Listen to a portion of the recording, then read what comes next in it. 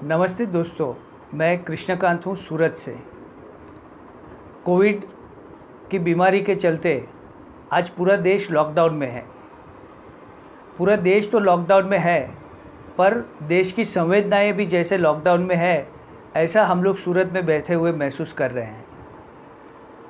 यहाँ उड़ीसा के लगभग 3 लाख मज़दूर जो उड़ीसा से आकर रोज़गारी के लिए यहाँ काम करते हैं, ऐसे फंसे हुए हैं और अपने गांव वापस जाना चाहते हैं। कई दिनों से ये सारे लोग जो है बार बार सरकार में ये बात कह रहे थे कि हम हमारे गांव जाना चाहते हैं, हमारे गांव जाने के लिए व्यवस्था कर दीजिए। पर आज तक सरकार ने उनको सिर्फ इसी बहाने बिठा कर रखा कि ये लॉकडाउन जो है उसका मेन पर्पस जो है वो है डिस्टेंसिंग रहना और हम एक दूसरे के संपर्क में नहीं आए, जिससे ये कोरोना की बीमारी जो है वो संक्रमण उसका फैले नहीं। तो सरकार की बात मानकर ये सारे मज़दूर यहाँ रुक तो गए, लेकिन उनके रुकने की वजह से वो जो खुद परेशानी झेल रहे थे उसके बारे में सरकार ने बिल्कुल सोचा नहीं, ऐसा महसूस होता है। क्योंकि उन लॉकडाउन होने का मतलब है उनकी रोज़गारी बंद होना, और ये रोज़गारी उनकी बंद हुई तो उनके पास पैसा ख़त्म हो गया। जो मार्च महीने का पगार आना था, कुछ लोगों का आया, कई लोगों का नहीं आया, तो बहुत ही तकलीफ़ में थे। किसी तरह से मार्च से अप्रैल 14 तक तो समय काट लिया। सरकार ने कहा था कि 3 हफ्ते में जो है हम इसकी चेन तोड़ देंगे संक्रमण की। अब संक्रमण की चेन टूटे ना टूटे, सरकार ने जो है इस लॉकडाउन को पूरा 3 मई तक लंबा खींच लिया। जो मज़दूर थे इस आस में बैठे थे कि किसी तरह से 3 हफ्ते निकाल देंगे और 14 अप्रैल आने के बाद हम अपनी जगह जा पाएंगे या हमारे काम शुरू हो जाएंगे, उनके लिए दोनों ही आशा निराशा में बदल गई। 14 अप्रैल के बाद वो अपनी जगह जाने के लिए सरकार ने उनको मंजूरी दी ना, कोई काम शुरू हो गया, तो परिस्थिति और भी बिगड़ती चली गई है। आज सूरत में लगभग जो है वो रोज़ाना 9 लाख लोगों को खाना खिलाया जा रहा है। यानी एक बड़ा तबका इसमें से जो है, जो अन्य राज्यों से यहाँ मजदूरी करने के लिए सूरत आया है। बड़े दुख की बात है कि ऐसे समय में जब उनकी और भी ज़रूरतें हैं, वहाँ सिर्फ हम उन्हें खाना खिला पा रहे हैं, और वो भी मैं अफसोस के साथ कहना चाहता हूँ कि कभी पेट भर मिलता है, कभी आधे पेट ही उसमें रहना पड़ता है। इसी बात से जैसे ही मज़दूर अपनी बात कहने के लिए बार बार सड़कों पर आ रहे थे, बताने के लिए बार बार सड़कों पर आकर अपनी बात कह रहे थे कि हमें खाना न मिल रहा है, ना राशन मिल रहा है, ना हमारे वापस जाने की व्यवस्था हो रही है। ऐसे में 29 अप्रैल को केंद्र सरकार की तरफ से एक ऑर्डर आया जिसने कहा कि जो मज़दूर अलग अलग राज्यों में फंसे हैं और अपने राज्य में जाना चाहते हैं, वो 2 राज्यों के बीच संपर्क होकर अपने राज्य में लौट सकेंगे। यानी केंद्र ने अपनी भूमिका से हाथ ऊपर कर लिए। केंद्र ने कहा इसमें हमारी कोई जिम्मेदारी नहीं।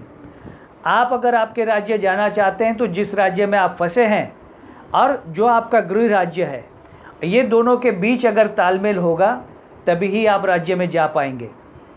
लॉकडाउन तो केंद्र ने जाहिर किया था, लॉकडाउन के बारे में राज्यों से पूछा नहीं गया था, लॉकडाउन के बारे में लोगों को पहले से बताया नहीं गया था। सिर्फ 4 घंटे की मोहलत दी गई थी लॉकडाउन के लिए, जबकि वो थाली बजाने वाला जो कार्यक्रम था 22 मार्च वाला, उसमें तो पूरे 2 दिन पहले प्रधानमंत्री ने खुद आकर कहा था कि देखिए 2 दिन तक आपको तैयारी करनी है, आप घंटी ढूंढ लीजिए, आप थाली ढूंढ लीजिए, आप जो कर सकते हैं शोर मचाने के लिए वो सब कीजिए 22 मार्च को। लेकिन जब लॉकडाउन शुरू किया तो 4 घंटे से कम की मोहलत प्रधानमंत्री जी ने लोगों को दी। लोग अपनी जगह फंस तो गए, लेकिन लोग फंसे हुए हैं और उनकी जो दिक्कत है इसकी एक भी जिम्मेदारी प्रधानमंत्री ने लेने की तैयारी नहीं बताई। वही हाल 29 तारीख के ऑर्डर में भी हुआ है। ऑर्डर को ठीक से और ध्यान से हम लोगों को पढ़ना चाहिए। केंद्र सरकार ने कहा कि 2 राज्य आपस में तय करें कि वो मज़दूरों को भेजना चाहते हैं और सामने मज़दूरों को लेना चाहते हैं। इसमें केंद्र कहीं नहीं आएगा। आप रोड से जा सकते हैं, यानी आप अगर पैसे वाले हैं, मज़दूर तो होते ही नहीं हैं, तो पैसे वाले लोग जो है वो अपनी गाड़ियाँ लेकर जा सकते हैं। मज़दूर जो है वो बस भाड़े से कर जाए, यानी पहले ही आर्थिक दिक्कतों में फंसा हुआ मज़दूर अब जो है ज़्यादा पैसे खर्च करके बस का भाड़ा भर के जाएगा।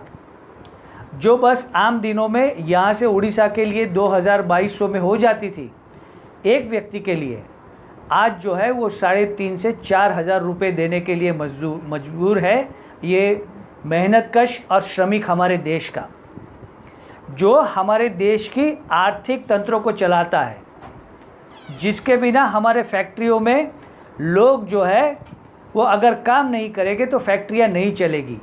और इनकी ही मजदूरी की ताकत है कि सूरत में हीरा उद्योग हो, टेक्सटाइल से जुड़े अलग अलग उद्योग हो, ये सारे उद्योग चलते हैं।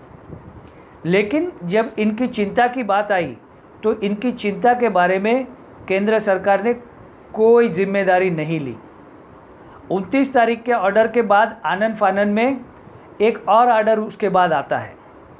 वो क्या कहता है कि अगर हमसे रिक्वेस्ट किया गया, यानी केंद्र सरकार से अगर रिक्वेस्ट किया गया तो वो ट्रेनें भी चलाएगा।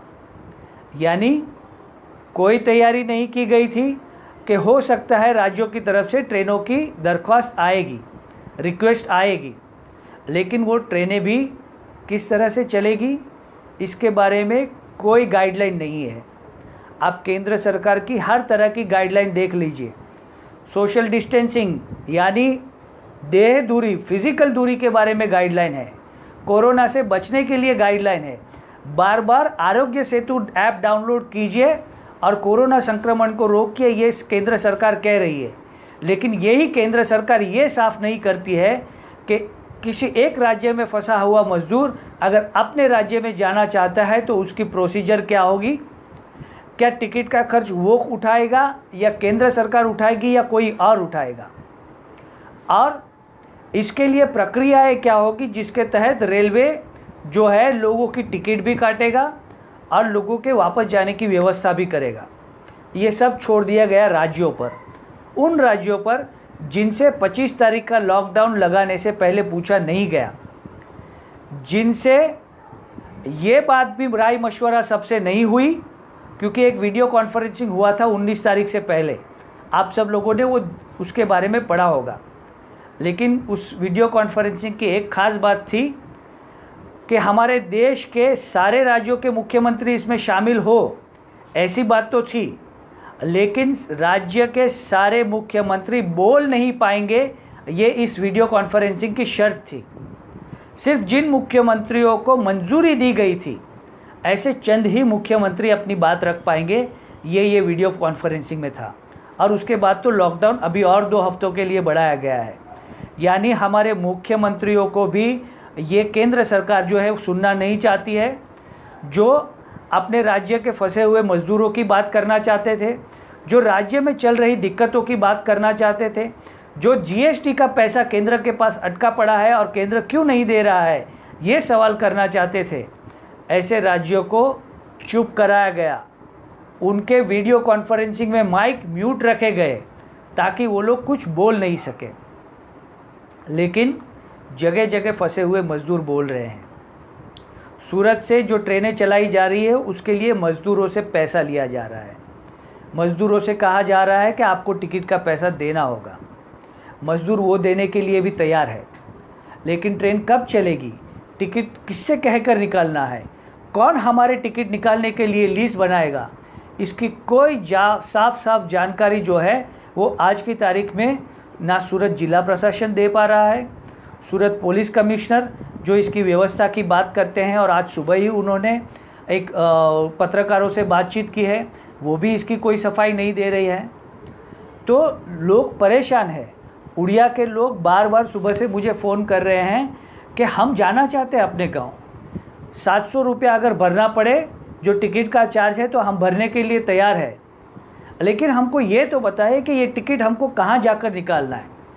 अगर हमको पंजीकरण करना है, रजिस्ट्रेशन करना है, तो हम कहाँ जाकर करें, इसकी कोई जानकारी ना सूरत जिला की जो हेल्पलाइन है 1077 उस पर मिल रही है, ना और किसी जगह से मिल रही है। तो हमारा तो सवाल है प्रशासन से कि अगर आप व्यवस्थाएं बना रहे हैं तो उस व्यवस्थाओं की सही ठीक जानकारी लोगों को क्यों नहीं दे रहे हैं? क्या आप चाहते हैं लोग ज़्यादा पेबस हो, लोग ज़्यादा परेशानी झेले, लोग रोज़ाना रेलवे स्टेशन के चक्कर काटे और निराश होकर वापस आ जाए? ऐसी व्यवस्था खड़ी ही क्यों की जा रही है? जो हमको पता चला है और जो समझ में आ रहा है वो ये है कि इसमें राजनीति चल रही है। इसमें दलालों को मौका दिया जा रहा है कि वो इन गरीब मज़दूरों को, इन फंसे हुए बेबस मज़दूरों को और लूटें। किसी भी फॉर्म के नाम पर 10 रुपया लिया जाता है जो 50 पैसे में प्रिंट होता है या जेरोक्स होता है। ये फॉर्म किसने बताया है? क्या जिला कलेक्टर ने बताया है? क्या रेलवे ने बताया है? क्या केंद्र ने बताया है? इसकी कोई जानकारी इस फॉर्म के ऊपर नहीं होती है।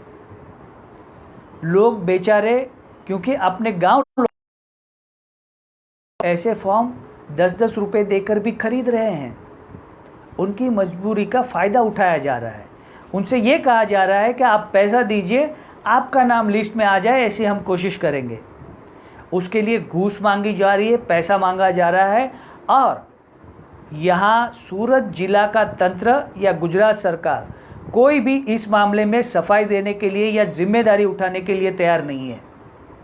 आज सुबह से हमने कई सारे ट्विटर किए, व्हाट्सएप मैसेज डायरेक्ट जिला कलेक्टर, सूरत म्यूनसिपल कमिश्नर और सूरत पुलिस कमिश्नर इन लोगों पर भेजे हैं। इसका कोई जवाब नहीं आया है।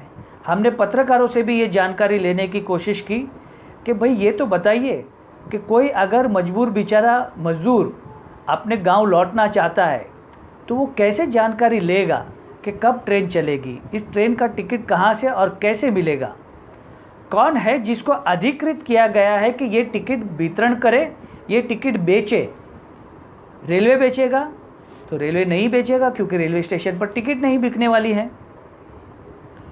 जानकारी ये मिलती है कि समाज में जो कुछ लीडर टाइप लोग हैं उनके पास से ये टिकट मिलेगा।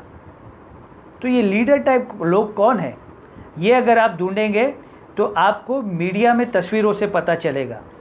जो कुछ दिन पहले यहाँ से बसें छूटी उसको भाजपा की झंडी दिखाई गई थी यहाँ के भाजपा सांसद द्वारा। याद रखिए, ये मजदूर जो है वो भारत के मजदूर है, उनको भाजपा की झंडी दिखाकर भेजा गया।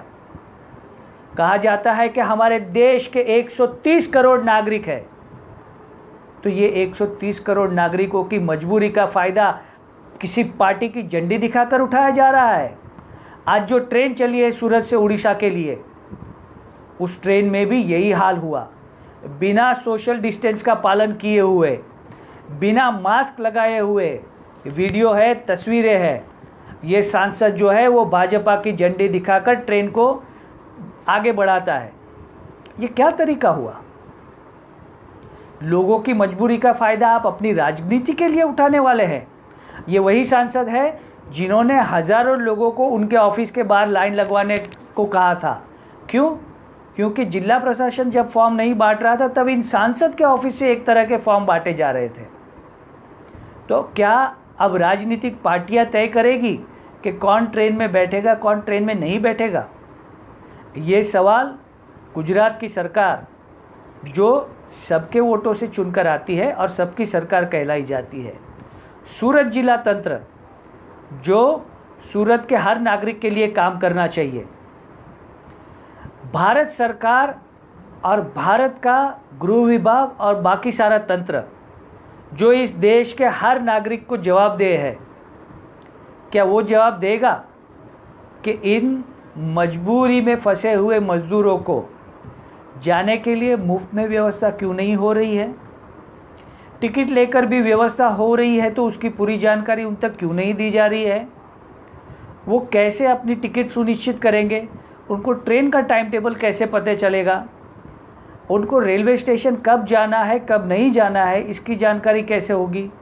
ऐसी कोई भी बात जो है वो मज़दूरों तक जा नहीं रही है। हम भी मजबूर हैं, जानकारी लेने की कोशिश कर रहे हैं, लेकिन तंत्र जो है वो आधी अधूरी जानकारी ही दे रहा है। आप सबसे निवेदन है कि जब तक हम सरकार और तंत्र पर दबाव नहीं बनाएंगे, तब तक जब तक ये मज़दूर सड़कों पर नहीं आए थे तो उनके बारे में सोचा नहीं गया था। आज मज़दूरों के लिए हम सबको आवाज़ बनना है। वो चाहे उड़ीसा का हो, चाहे यूपी का हो, चाहे झारखंड का हो, चाहे बंगाल का हो, चाहे कहीं का भी हो, चाहे वो गुजरात में फंसा हो या किसी और राज्य में फंसा हो, लेकिन उसके लिए व्यवस्था करने की जिम्मेदारी राज्य सरकार के साथ साथ उतनी ही केंद्र सरकार की है। केंद्र सरकार सिर्फ गाइडलाइन और ऑर्डर देकर छूट नहीं जाएगा इस जिम्मेदारी से, ये सुनिश्चित करना हम सबका काम होना चाहिए। तो सूरत में हम लोग लगे हुए हैं। सूरत में आज दिन भर मेरे उड़ीसा के कई साथियों से बात होती रही है, जो यहाँ फंसे हुए मजदूर हैं, उनके साथ जुड़े हुए कई संगठन हैं, उनसे भी बात होती रही है। और उड़ीसा में जो हमारे साथी हैं, मानस भाई है और दूसरे साथी हैं, जिन्होंने पूरा एक व्हाट्सएप ग्रुप भी बना रखा है, ऐसे सभी लोगों के साथ दिन भर हमारा संवाद चला है। लेकिन आज भी जो है ये कोई जानकारी साफ साफ नहीं मिल रही है। इसके लिए मैं माफ़ी चाहता हूँ, क्योंकि ये जानकारी और किस तरह की प्रक्रियाएं तय होगी ये कोई तय नहीं है। हाँ, एक बात ज़रूर गुजरात सरकार की तरफ से बार बार प्रचारित की जा रही है कि गुजरात सरकार ने एक वेबसाइट दे रखा है digitalgujarat.gov.in। इस पर जाने के बाद आप रजिस्ट्रेशन करवा सकते हैं। हमने देखा तो वो रजिस्ट्रेशन की प्रक्रिया सिर्फ बस वालों के लिए है। नंबर 2, इस वेबसाइट पर आप जाएंगे तो कोई भी डायरेक्ट लिंक आपको नहीं मिलेगा जो बताएगा कि आप अगर गुजरात से किसी और राज्य में जाना चाहते हैं या गुजरात के किसी एक ज़िले से दूसरे ज़िले में जाना चाहते हैं तो आपको क्या करना है। ये वेबसाइट आपसे रजिस्ट्रेशन करवाएगा। आप गुजराती या अंग्रेजी भाषा के जानकार हो तभी ही आप इसमें जानकारी फीड कर पाएंगे। प्रक्रिया इतनी जटिल रखी गई है कि एक सामान्य मजदूर जो बड़ी मुश्किल से वीडियो कॉन्फ्रेंसिंग अपने व्हाट्सएप पर करना सीखा है, जो अपने परिवार के साथ इस व्हाट्सएप से जुड़ा हुआ है, उसी मजदूर को हमारे देश की सरकार, हमारे देश का तंत्र जो है वो व्हाट्सएप के माध्यम से नहीं जोड़ सकता है, व्हाट्सएप के माध्यम से उसकी जानकारी नहीं ले सकता है, पर चाहता है कि एक ऐसी जटिल वेबसाइट जिसमें रजिस्ट्रेशन करवाना, लॉगिन करने के लिए यूज़र नेम होना बहुत ज़रूरी है, उसमें आप जाएं, अंग्रेजी में सारी सूचनाएं पढ़ें, अंग्रेजी में ही सारी सूचनाएं भरें और उसके बाद आपको ईमेल से एक फॉर्म, आपका परमिशन लेटर आएगा। इस परमिशन लेटर का क्या करेंगे आप, तो ईमेल से आपको प्रिंट आउट लेना है। यानी जहां आज दुकानें खुली नहीं है, एसेंशियल सर्विसेज की दुकानें जो है, जिसमें मेडिकल स्टोर है, जिसमें किराना की दुकान है और सब्जी वाले हैं, दूध वाले हैं, ऐसे लोग हैं, लेकिन कहीं भी जो है प्रिंटिंग करके देने वाला एसेंशियल सर्विस में नहीं आता है। यानी आपको छुप छुप के गैर कानूनी ढंग से ये प्रिंट आउट निकलवाना पड़ेगा। सरकार और तंत्र खुद चाहता है कि आप गैर कानूनी काम करें और छापा पड़ेगा और इस प्रिंटिंग करने वाले को भी दंड दिया जाएगा और वहाँ जो प्रिंट करवा रहा था उस मजदूर के पास से भी दंड वसूला जाएगा। खाना खाने के लिए भी ऐसे ही दंड वसूले गए हैं। सूरत में कई मजदूर साथियों के फ़ोन मुझे आए हैं जिनको पुलिस स्टेशन में पुलिस पकड़ कर ले गई। कारण पूछने पर यह पता चलता है कि वो अपना खाना खाने के लिए जो उनके घर से आधा किलोमीटर 1 किलोमीटर दूरी पर केंद्र है वहाँ जा रहे थे। उस दौरान पुलिस वाले आए, कुछ भी बात सुनी नहीं, कुछ भी बात कहने नहीं दी, डंडा दिखाया, डंडा मारा और ले गए पुलिस स्टेशन। अब जब ऐसी बातें चल रही है तब सरकार और जटिल प्रक्रिया है जिसमें डिजिटल के नाम से और आपको परेशान करने का एक तरीका खड़ा किया गया है। आप सबसे मेरा निवेदन है कि ये digitalgujarat.gov.in ये वेबसाइट पर ज़रूर जाए ताकि मैं सच कह रहा हूँ या नहीं ये भी आपको पता चले। ये वेबसाइट इतना मुश्किल बनाया गया है, कोई और तरीका लोगों के लिए छोड़ा ही नहीं है। 2 दिन पहले जो बसें चल रही थी उनके लिए ये सूचना थी कि यहाँ से जो भी बस झारखंड उड़ीसा जाएगी, कई बसें गई है, उनको जो है वो शहर के बाहर चेक नाके बनाए गए हैं, जहाँ से परमिशन भी होगी, उनका स्क्रीनिंग भी होगा और उनकी जानकारी जो है वो उन जिस स्टेट में जा रहे हैं उसके साथ साझा की जाएगी। लेकिन रोड ट्रांसपोर्ट के साथ कई तरह की बातें जो हैं उसके बारे में कोई स्पष्टता नहीं है। सबसे पहली बात, कई राज्यों से गुजर कर जाना होगा। उन राज्यों में अगर चेक पोस्ट पर रोका गया और रोका गया है, कई बसें जो मध्य प्रदेश पहुंच गई थी उनको लौटाया गया। गुजरात से भी, गुजरात के ही चेक पोस्ट पर गई हुई कई बसों को लौटना पड़ा है। बिल्कुल मध्य प्रदेश के बॉर्डर पर जाकर भी कई बसों को लौटना पड़ा है। हज़ारों रुपए खर्च करने के बाद जो मजदूर इन बसों में बैठकर गए थे वो पूरी निराशा और उदासी के साथ लौटे हैं। तो सरकार क्या आपस में भी कोई संकलन नहीं कर रही है? क्या सरकार को ये पता नहीं है करना क्या है?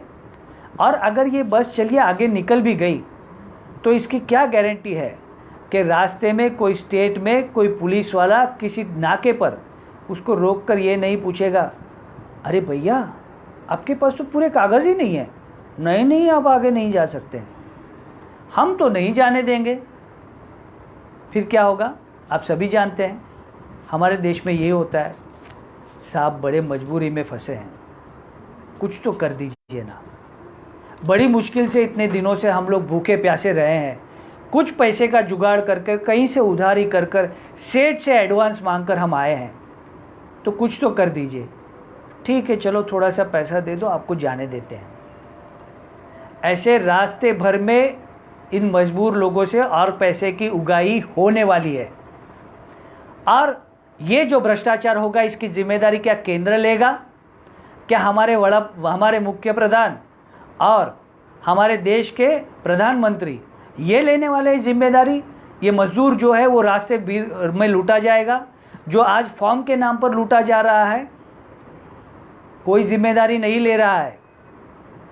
और इस मजदूर को जो है वो एक दरवाजे से दूसरे दरवाजे पर सिर्फ दौड़ाया जा रहा है।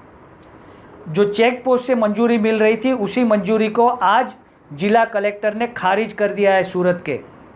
उन्होंने कहा है कि ये मंजूरी अब किसी भी चेक पोस्ट से नहीं मिलेगी, आप जिला कलेक्टर की कचहरी से भी नहीं ये मंजूरी ले पाएंगे। आपको जो है ये डिजिटल गुजरात वाला जो वेबसाइट है, जो चलाने में बड़ा मुश्किल है, जिसके लिए कोई लिंक आपको तुरंत नहीं मिलता है, वहीं से आप कर पाएंगे। तो दोस्तों आप सबसे निवेदन है कि हम एकदम कोशिश में लगे हुए हैं कि सरकार को झकझोरा जाए, सरकार से सवाल पूछा जाए कि ये मजदूर एक दिन वोटों के लिए आपके लिए हिंदू हो जाते हैं, किसी दिन थाली पीटने के लिए और दिया जलाने के लिए भारतीय हो जाते हैं, किसी भीड़ का हिस्सा बनकर किसी को पीटने के लिए वो आपके पिट्ठू बन जाते हैं। आप जाति के नाम पर, धर्म के नाम पर, भाषा के नाम पर उनको बांटते रहते हैं। इनको आप इंसान कब समझेंगे? 130 करोड़ की जो गिनती बार बार हमारे प्रधानमंत्री बताते रहते हैं, उस 130 करोड़ लोगों में इनको गिना जा रहा है या नहीं? या जब ज़रूरत हो उनको गिना जाएगा, जब ज़रूरत ना हो तो ऐसे लोगों को गिनती से बाहर छोड़ा जाएगा जो बार बार करते आ रहे हैं। और ये सारा करने के लिए झंडा किसका दिखाया जाएगा? भारतीय जनता पार्टी, भारत का नहीं, हमारा तिरंगा नहीं होगा, ये जो होगा उनके पार्टी का झंडा होगा। ऐसा मजाक कर रहे हैं आप लोगों के साथ। तो दोस्तों हमारे साथ ऐसा मजाक नहीं हो, हमारे मजदूर भाइयों के साथ ऐसा मजाक नहीं हो। इसके लिए आप सबसे निवेदन है कि आप ज़ोरों शोरों से इस बात को उठाते रहिए। ईमेल से लिखिए, ट्विटर पर लिखिए, आप और जगह जहाँ जहाँ भी लिख सकते हैं, आप अपने सोशल मीडिया पर भी जहाँ ये बात बता सकते हैं वो बताइए। आप अगर कोई ज़्यादा जानकारी लेना चाहते हैं तो मेरा फ़ोन नंबर भी है जिस पर आप मुझे संपर्क कर सकते हैं। मैं People's Union for Civil Liberties और जन आंदोलनों का राष्ट्रीय समन्वय, National Alliance of People's Movement, इन संगठनों के साथ जुड़ा हुआ हूँ। मेरा फ़ोन नंबर है 94266080 75। तो इतनी देर तक मेरी बात सुनने के लिए आप सबका खूब खूब धन्यवाद। हम इस देश में कोरोना महामारी से जो लड़ने वाले लोग हैं, चाहे वो पुलिस वाले हो, चाहे आरोग्य कर्मचारी हो, चाहे सफाई कर्मचारी हो, ऐसे सभी को अभिनंदन करते हैं और उनके काम की सराहना करते हैं। ऐसे सभी सामाजिक कार्यकर जिन्होंने धर्म, जाति, भाषा ऐसे सभी भेदभाव को पीछे छोड़कर एक भारतीय और एक मानव होने के नाते लोगों की मदद की है, इन लोगों का भी बहुत बहुत अभिवादन करते हैं और शुक्रिया करते हैं। दिल से शुक्रिया करते हैं, सिर्फ थाली पीट कर और दिया जलाकर नहीं। लेकिन साथ साथ हम इस बात को भी लगातार उठाते रहेंगे कि ये बिना आयोजन की, बिना सोची हुई जो लॉकडाउन हम सब पर डाला गया है और हर बार बिना सोचे एक नया ऑर्डर आ जाता है जिसके बारे में कोई स्पष्टता नहीं होती है, इससे जुड़ा हर सवाल हम उठाएंगे। लोग भूखे क्यों रह रहे हैं, ये हम सवाल उठाएंगे। लोगों को पूरा राशन क्यों नहीं मिल रहा है, ये सवाल हम उठाएंगे। करोड़ों रुपए जो लोगों के नाम से अलग अलग फंड में, चाहे वो पीएम केयर फंड हो या कोई और फंड हो, जिसमें इकट्ठा किया जा रहा है, उसका हिसाब लोगों को क्यों नहीं बताया जा रहा है। ये जो गरीब मजदूर जो इतने दिनों से बिना अपना वेतन पाए किसी तरह से जी रहे थे, उनको वापस लौटने के लिए ये पीएम केयर फंड से क्यों नहीं चंदा दिया जा रहा है, इसका सवाल भी हम लोग उठाएंगे। हम ये भी उठाएंगे कि जब सीएए के नाम पर नागरिकता पर सवाल आप उठा रहे थे, तो आज जो भेदभाव सीएए में धर्म के आधार पर हो रहा था, आज जो है वो हमारी गरीबी के आधार पर हो रहा है। जिन लोगों के पास साधन सुविधाएं हैं, उनके लिए व्यवस्थाएं हो चुकी है, वो लोग तो आए गए हैं, अपनी अपनी गाड़ियां लेकर कब के निकल चुके हैं। लेकिन हम मजदूर हैं, हम मजबूर हैं पैदल चलने के लिए, साइकिल से जाने के लिए, और ये सब में भी अगर हमको नहीं हो तब किसी तरह से हम अपना रास्ता निकालने की कोशिश में लगे हुए हैं। तो मैं सभी उड़ीसा के मज़दूरों से, उड़ीसा के भाइयों बहनों से भी ये कहना चाहता हूँ कि गुजरात की तरफ से मेरे जैसे अनेक लोग हैं जो आपके साथ खड़े हैं, आपके अधिकार और ऐसे मौके पर आपको कम से कम दिक्कत हो ये सुनिश्चित करने के लिए खड़े हैं और हमेशा खड़े रहेंगे। तो इसी बात के साथ मैं अपनी बात ख़त्म करता हूँ। आप सबका खूब खूब धन्यवाद, आभार।